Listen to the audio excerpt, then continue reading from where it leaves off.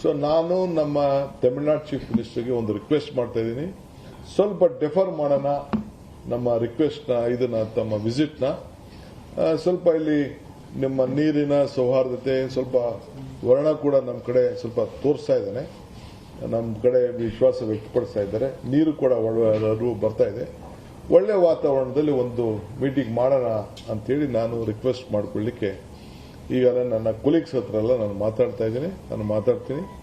So ಇನ್ನೊಂದು ಡೇಟ್ನ fix ಮಾಡಿಕೊಂಡು 3ನೇ ತಾರೀಕು ಬೇಡ ಈ ವಾತಾವರಣದಲ್ಲಿ ಅಂತೇಳಿ. ಯಾಕೆಂದ್ರೆ ಯಾರು ಹೊರಗಡೆ ಒಬ್ಬ ಅತಿಥಿ ಬರಬೇಕಾದ್ರೆ ನಾವು ಬಹಳ ಸೌಹಾರ್ದತೆಯಿಂದ ನಾವು ಎಲ್ಲ ರಾಜ್ಯದ ಜನತೆ ಬೆಂಗಳೂರನ್ನ ಆಕರ್ಷಣೆ ಮಾಡ್ತಾ ಇದೆ.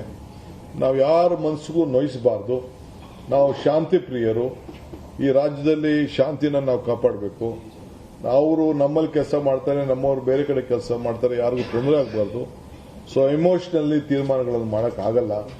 ಇದಕ್ಕೆ ನಾನೇ ಅವ್ರಿಗೆ ರಿಕ್ವೆಸ್ಟ್ ಮಾಡಿಕೊಂಡು ಇದಕ್ಕೆ ಮುಂದಕ್ಕೆ ಹಾಕೋಣ ಅಂತ ಹೇಳಿ ನಾನು ಅವ್ರಿಗೆ ರಿಕ್ವೆಸ್ಟ್ ಮಾಡ್ಕೊಂಡಿದ್ದೇನೆ. ಅದು ಕೂಡ ನಾನು ಈಗ ನಮ್ಮ ಕೊಲೀಗ್ಸ್ ಜೊತೆ ಚರ್ಚೆ ಮಾಡಿ ಈ ತೀರ್ಮಾನಕ್ಕೆ ಬಂದಿದ್ದೇವೆ. ನಾನು ಆಗ ರೆಡಿ ಮಾಡ್ಕೊಂಡಿದ್ದೇನೆ. உடனுக்குடன் செய்திகளை தெரிந்து கொள்ள சன் நியூஸ் பெல் ஐகானை கிளிக் பண்ணுங்க.